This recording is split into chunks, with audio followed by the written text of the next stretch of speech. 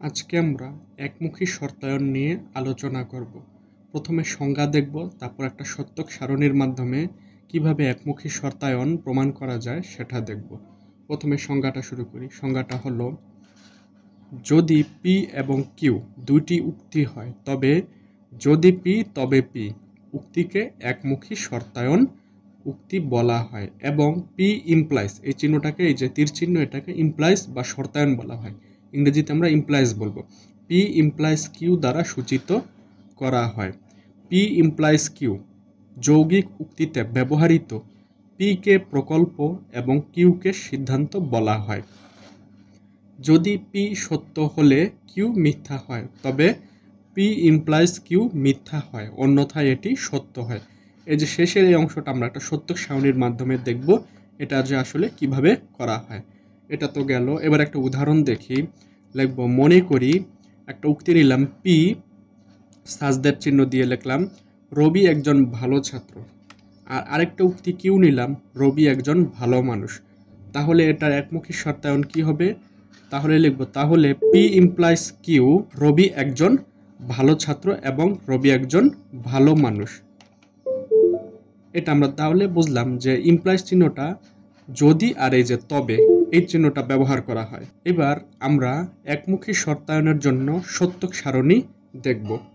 তাহলে একটা সত্যক সারণী দেখি। আমরা ছক নিলাম। প্রথমে আমরা লিখব একটা উক্তি পি, তারপর একটা উক্তি নিলাম কিউ, এবং একটা একমুখী শর্তায়ন নিলাম পি ইমপ্লাইজ কিউ।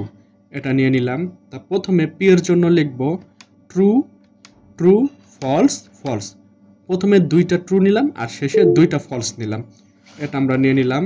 এবার কিউ এর ক্ষেত্রে আমরা নেই ট্রু, ফলস, ট্রু, ফলস। তাহলে এটা এইভাবে হবে, প্রথমে ট্রু, তারপর ফলস, তারপর আবার ট্রু, আবার ফলস।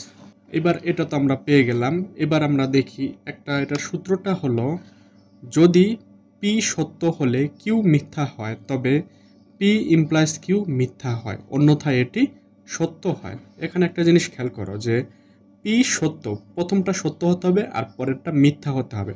তাহলে পি ইমপ্লাইজ কিউ কি হবে? মিথ্যা হবে, অন্যথায় এটি সত্য হবে। তাহলে এটা আমরা পরীক্ষা করি।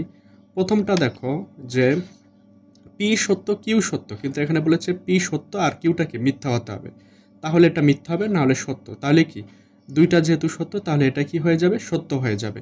এই শর্ত এটা পূরণ করছে না। এবার পরেরটা দেখি। পরেরটা কি বলেছে দেখো, ট্রু আর ফলস। তাহলে দেখো পরেরটা প্রথমটার সাথে মিলে কিনা, শর্ত ট্রু আর এই ফলস এটার সাথে মিলে, তার মানে কি এটা হবে ফলস হবে। এই সূত্র অনুযায়ী মিলে গেল। এবার যদি পরেরটা দেখি, পি কি বলেছে? ফলস বলেছে, আর পরেরটা কি বলেছে? ট্রু বলেছে। তাহলে এটা কি হবে? ট্রু হয়ে যাবে, কারণ এটার সাথে মিলছে না। বলেছে কি পি সত্য হতে হবে আর এটা কি হতে হবে? মিথ্যা হতে হবে, তাহলেই সেটা মিথ্যা হবে, নাহলে কি হবে? সেটা সত্য হয়ে যাবে। এটা বলেছে। এবার পরেরটা দেখি, এটাও ফলস, এটাও ফলস। তাহলে এটা কি হয়ে যাবে? সত্য হয়ে যাবে, কারণ এখানে বলেছে এটা সত্য হতে হবে, এটা একটা মিথ্যা হতে হবে, তাহলেই সেটা কি হবে? মিথ্যা হবে, না হলে সেটা সত্যি হয়ে যাবে। তাহলে এটাই হলো একমুখী শর্তায়নের জন্য সত্যক সারণী।